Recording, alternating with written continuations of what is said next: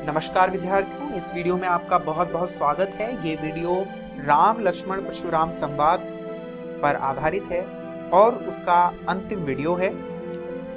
मुझे आशा है कि अब तक आपने पूरा पाठ पढ़ लिया होगा। यदि अभी तक आपने पूरा पाठ नहीं पढ़ा है तो घर जाकर अवश्य पूरा पाठ पढ़ लीजिए और इस बार पाठ को सुस्वर पढ़ना है, जिससे यह पाठ आपको कंठस्थ हो जाए, याद हो जाए।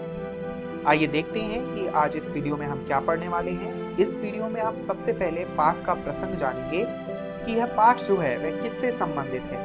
इसके बाद हम अंतिम छंद का अर्थ जानेंगे, उसकी विशेषताओं पर विचार करेंगे। आइए शुरू करते हैं इस वीडियो को। इस वीडियो में जो छंद है उसमें लक्ष्मण जो है वह करते हैं आलोचना परशुराम की। परशुराम जो है उनके जीवन के बारे में भी उन्होंने बहुत कुछ बताया है, जिससे हमें परशुराम के चरित्र के बारे में भी पता चलता है। साथ ही अंत में हमें श्री राम के कुछ वचन से भी उनके चरित्र का पता चलता है। तो आइए विद्यार्थियों शुरू करते हैं इस वीडियो को। सबसे पहले कुछ कठिन शब्दों के अर्थ जान लेते हैं। सबसे पहला है नीके। नीके का मतलब होता है ठीक प्रकार। व्यवहारिह यानी व्यवहार। भृगुवर यानी परशुराम, भृगु के पुत्र अर्थात परशुराम। सुभट, भट का मतलब होता है योद्धा और सु का मतलब होता है अच्छा यानी अच्छा योद्धा। निवारे यानी मना कर दिया और रघुकुल भानु अर्थात राम। आइए विद्यार्थियों अब हम इस छंद का अर्थ समझना प्रारंभ करते हैं। लक्ष्मण परशुराम की आलोचना करते हुए कहते हैं कि केहू लखन मुनि सीलु तुम्हारा, को नहीं जान विदुत संसारा। यानी लखन कहते हैं कि आपके प्रताप को ऐसा कौन है इस विश्व में जो नहीं जानता। आपने मात पिता और इन भय नीके, आप तो माता पिता के ऋण से मुक्त हो गए। विद्यार्थियों ऐसा माना जाता है कि एक बार परशुराम ने अपने पिता का ऋण उतारने के लिए अपनी माता का सर उन्हें भेंट किया था।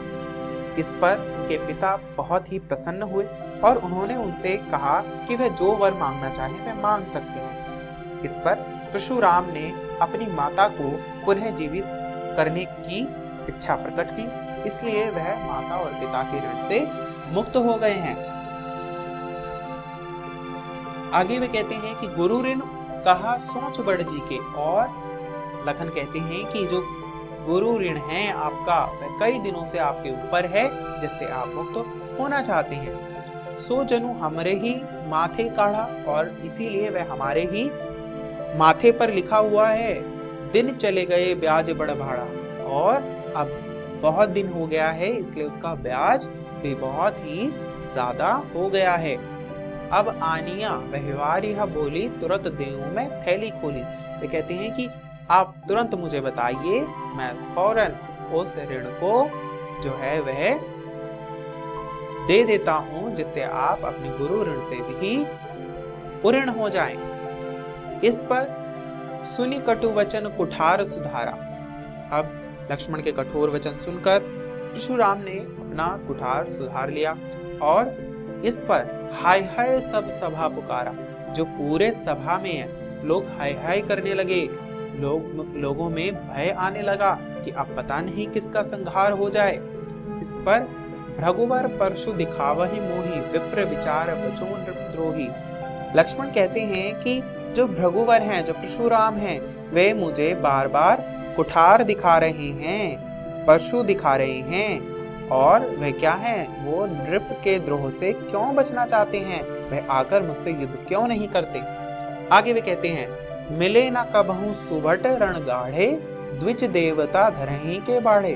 वे कहते हैं कि लगता है परशुराम को कभी कोई सुभट यानी अच्छे योद्धा का सामना नहीं हुआ है, इसीलिए उनमें बहुत ही घमंड आ गया है, बहुत ही दम्भ आ गया है। आगे लोग जो हैं, जो आसपास के सुनने वाले हैं, वे कहते हैं अनुचित कही सब लोग पुकारे, रघुपति सह नहीं लखन निवारे। अब यहाँ पर जो सभा में बैठे लोग हैं वह अनुचित बताते हैं कि लखन जो कह रहे हैं वह बहुत ही अनुचित है, ऐसा नहीं है। क्योंकि परशुराम ने अपने जीवन में बहुत से वीर योद्धाओं को परास्त किया है।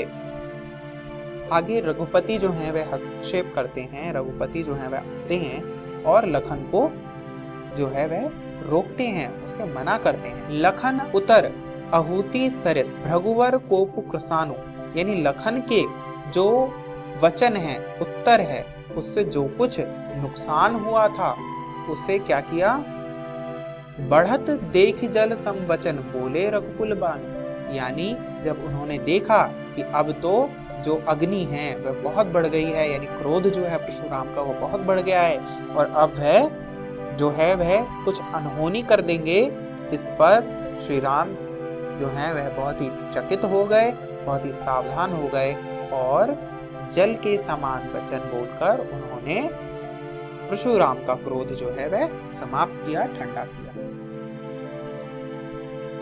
विद्यार्थियों, आशा है आपको यह छंद समझ आ गया होगा।